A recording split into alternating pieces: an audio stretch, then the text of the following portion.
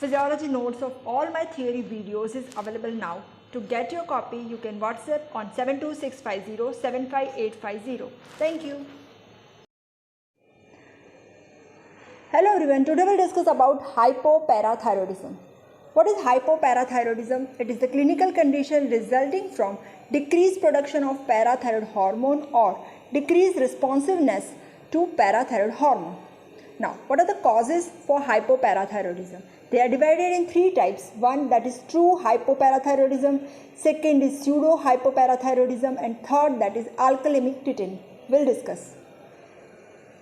True hypoparathyroidism. Most common cause, that is post-operative.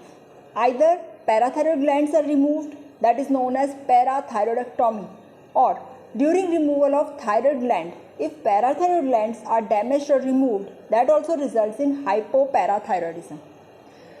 Maybe because of damage to the blood supply to the gland, and the gland they become inactive.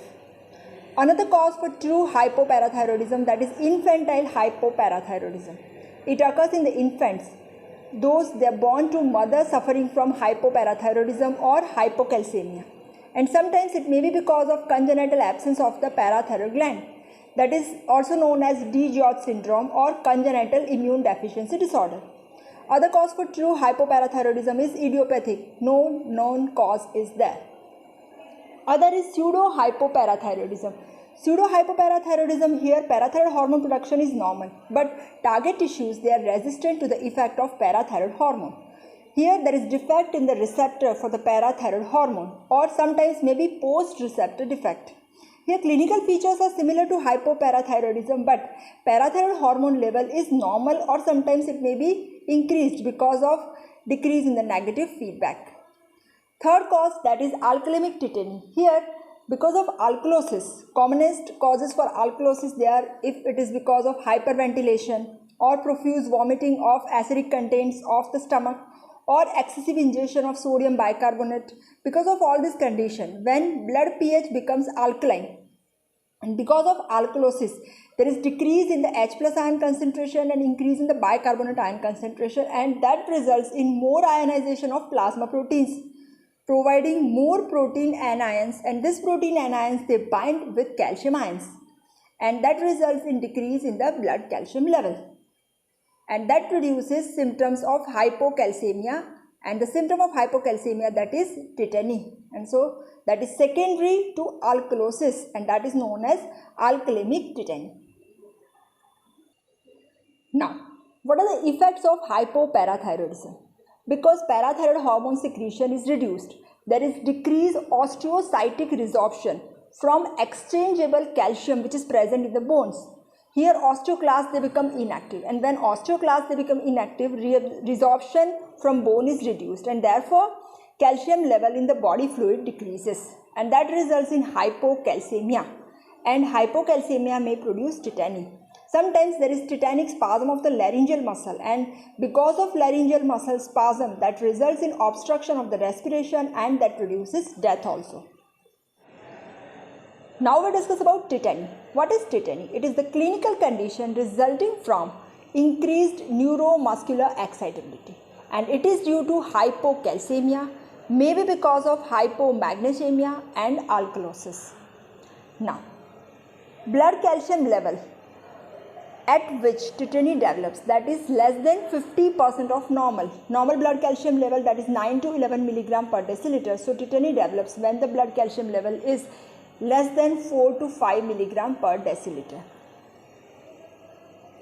Now, what is the mechanism of increased neuromuscular excitability? Calcium ions they have stabilizing effect on the cell membrane of excitable tissue, and when blood calcium level decreases, hypocalcemia, excitability of the muscle and nerve membrane increases. So hypocalcemia leads to cell membranes of the neurons more permeable, and that results in series of action potentials they pass, and when concentration of ionic calcium is reduced to 50%, there is increased neuromuscular excitability. Hypomagnesemia also increases neuronal irritability. And alkalosis decreases ionic calcium, as we have discussed, because negative ions are increased, and this negative ions they decrease calcium level, and that produces tetany. Now, clinical features of tetany. One of the important clinical feature, that is carpopedal spasm, that is due to hyperexcitability of nerves and the skeletal muscle of hands and feet, and there is peculiar posture of the hand which is known as obstetric hand or Decatur hand. I'll show you the diagram. Here you can see in carpopedal spasm there is flexion at the wrist joint, flexion at the metacarpophalangeal joint, extension at the interphalangeal joint, and apposition of the thumb. So peculiar position of limb occur, that is known as carpopedal spasm. Here this is in the carpal bone, this is carpal spasm. Same way pedal spasm also occur, but it is less, and toes here they are plantar flexed and feet drawn up. Other clinical features of tetany, that is laryngeal stridor, that is because of spasm of the laryngeal muscles, and because of spasm of laryngeal muscles airways are obstructed, and that results in asphyxia. Also it produces convulsion and sometimes death due to asphyxia. Mental retardation is also present in children. Visceral symptoms like intestinal cramps, biliary spasm, bronchospasm, and profuse sweating, that is because of increased excitability of autonomic ganglia. Other clinical features, especially in adults, that is paresthesia, tingling sensation in the peripheral parts of the limb and around the mouth. Laryngeal stridor also is present in adults. Convulsions are rare in adults. Cardiovascular changes are also seen. Here in hypocalcemia, cardiovascular changes are dilated heart, prolonged ST segment and QT interval in ECG, that is arrhythmia, hypotension, and heart failure. Other clinical features of tetany include visceral symptoms, as we have discussed, intestinal colic, biliary spasm, bronchospasm, and profuse sweating because of the excitability of autonomic ganglia. The person may have brittle nail, dry skin due to deficiency of calcium. Dementia also is present. Seizures are also present. ECG changes, as we have discussed, prolonged ST segment and abnormal T wave. There is decreased permeability of the cell membrane. Calcium content of the lens is increased, and that precipitates cataract formation.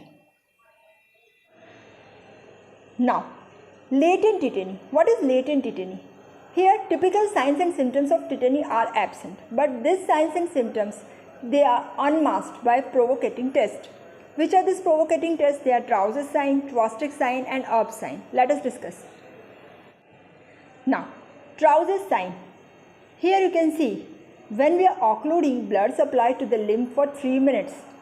How can we occlude blood supply? By inflating blood pressure cuff above the systolic blood pressure level, and it produces carpal spasm or pedal spasm depending on the limb tested.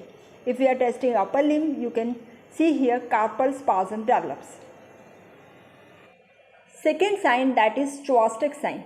Here, when we are tapping facial nerve at the angle of jaw, you can see here, that results in hyperexcitability of the facial nerve, and that results in twitching of the facial muscle.